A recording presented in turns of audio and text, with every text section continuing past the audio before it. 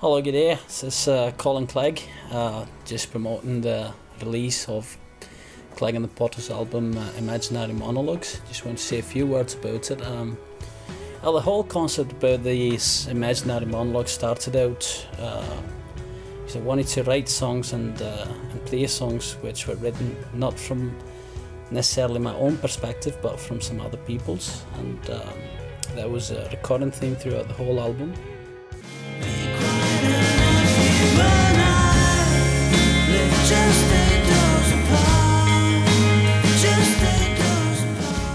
As I said, writing from other people's perspective, and that was very much the case with 8 Doors Apart, which was a song which was written after I read an article written by Kelly Jones, who was paying tribute to Stuart Cable, the late Stereophonics drummer, and it was depicting their relationship throughout their youth and young manhood, and how they grew up together and how the split in the band caused them to lose touch with each other.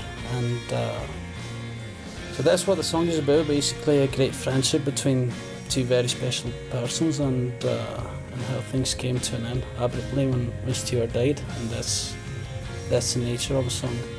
'Cause you never really know why I really fell for you. All I wanted was I extended on that concept with Lisa Edelstein, which is a song I wrote about in 2001, if I'm not mistaken, so it's quite an old song in that respect, where I imagined to be Hugh Laurie, the actor playing House in House Medical Division, and obviously playing opposite Lisa Edelstein. And it's a song which is intentionally referring to how pathetic a man can turn to be when he's desperate about wanting a woman so much without actually getting his hands on her. So that's what it's all about, basically, and self-destruction in a way.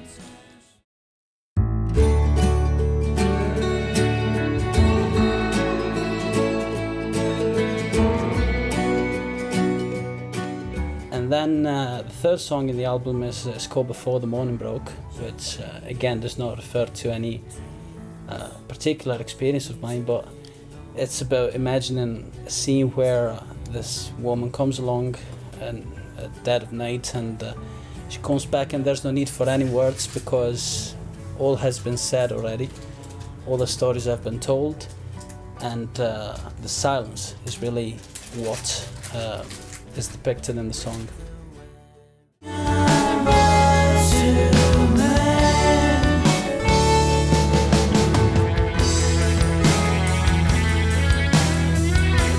And that's what that song is about.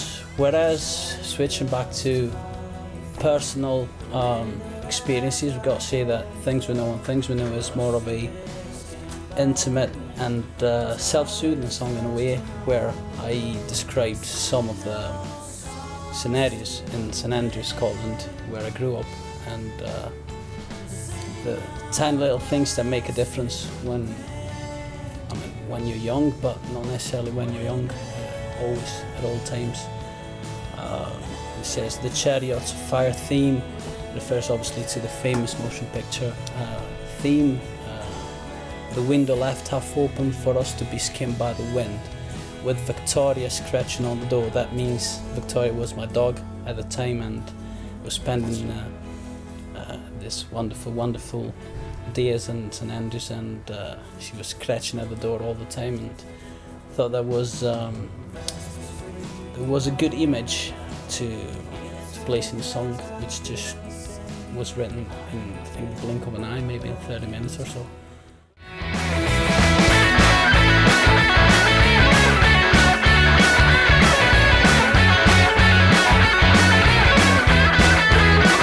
Then we had Sugar Makes You Happy Now, which is another very old tune, I think written sometime in the mid-2000s.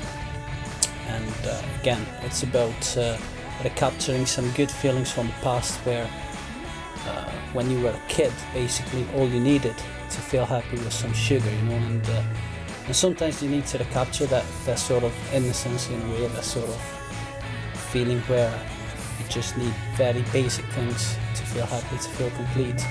So that's what the song is about. The interesting bit about that song is that it was born as a ballad initially, and as soon as we went into the studio, we just turned it into an out-and-out rock and roll tune, which is just amazing. It's happened quite a lot in this album.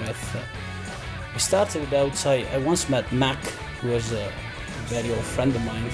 We had bands before, and we hadn't seen each other for ages, and we just played together. And I just told him, look, I want to make an album, and I want you to be part of it. And he was the lead guitar on the album, and so he suggested we recorded this at the K Studio, and he introduced me to Berna, who in return performed all sorts of instruments on the album. He played drums, bass, keyboards, piano, all sorts of instruments. So in the end, it's a grand sound for the album, but it's just a three-piece band. Obviously we can't replicate that quite on stage because it's just the three of us, but that's how it came about. And Sugar Makes You Happy Now was turned into a rock and roll tune after Berna first listened to the very basic sample of the tune, and he decided that, well, he suggested initially that it could have had a good dimension as a rock and roll tune, and that's how things happened. And maybe when you rest your bones, you don't feel so alone. A fragile hero, business. And that happened for other tunes as well. One of many imaginary monologues is a song about my father.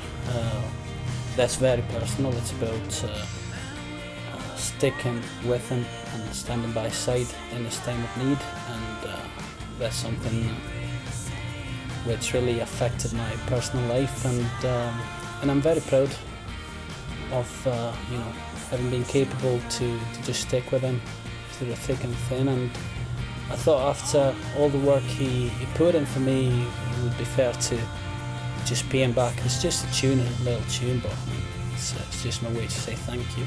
I've never been very good at words with my family, so that's my payback in a way.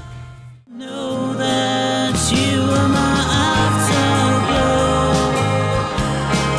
You are my afterglow.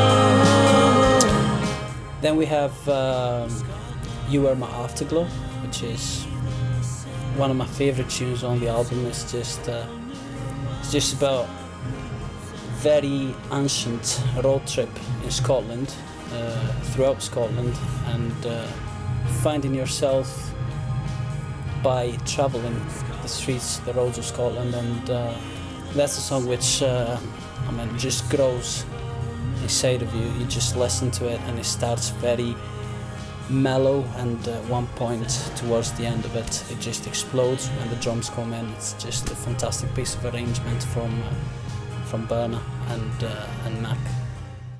I will always remember the day when you turned up. Then we have The House of Wine, which is a bit of a calembour to honour the memory of the late Amy Winehouse, who was a great artist with a great instinct for self-destruction as well. I mean, to think that she just went away this young was quite amazing, because when you think of rock stars, that's what rock stars do, right? They die at one point, but the more self-destructing they appear, the longer they seem to live. At least that's the old generation, whereas she just left us at 27, which is very sad. It's a huge waste of talent.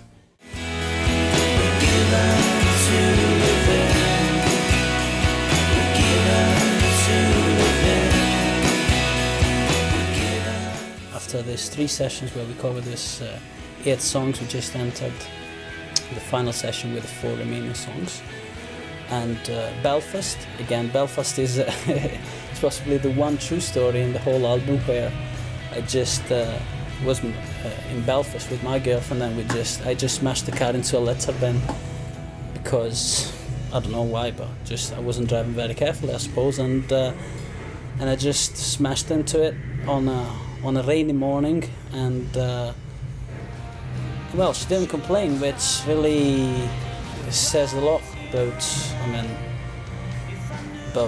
how kind she is, because we were supposed to be on a long road trip of Ireland, and well, basically it ended abruptly, and that was our first stop in Belfast. So we just stayed there for the night, and then we had to hire another car. Obviously, the next morning it cost me about £4,000, but it was worth it all the way. On your own,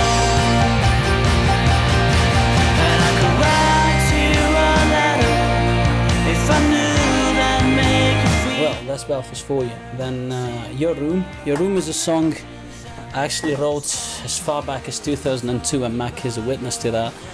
Again, it was conceived as a slowie, as a ballad, and again, we went into the studio with quite a clear idea what we should do with it, and Bernard came along with this idea we should make it a rock and roll tune, and that we did, and thank God we did, because the way it sounds now is just amazing. I mean, the backing vocals, the guitars, the Hammond, all of it, the drum tempo, whatever, it's just amazing, and I just love it.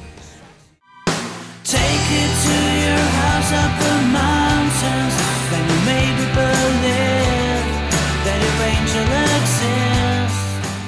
That leaves us with Silk Tales, which is a song I wrote around 2006, and that was again a tune for a friend, seeking truth from everyday plain life, really. It's not always easy, but I mean, I think what that song is about, it says you don't need to be a superstar, you know, to be loved. You don't need to be doing great things with your life, as long as you got a selected circle of people who genuinely care for you and you care for. So that's what it is.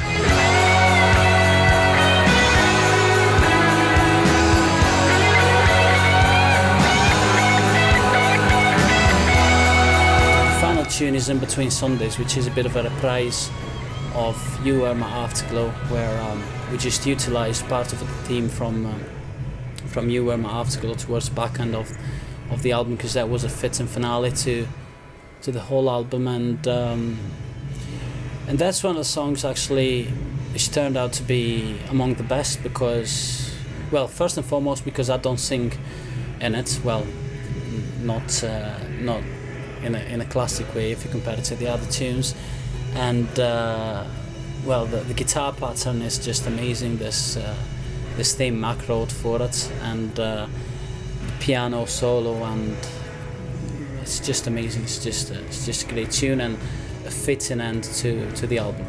I really hope you're going to enjoy Clegg and the Potters' Imaginary Monologues, out on iTunes now. Thanks very much for listening.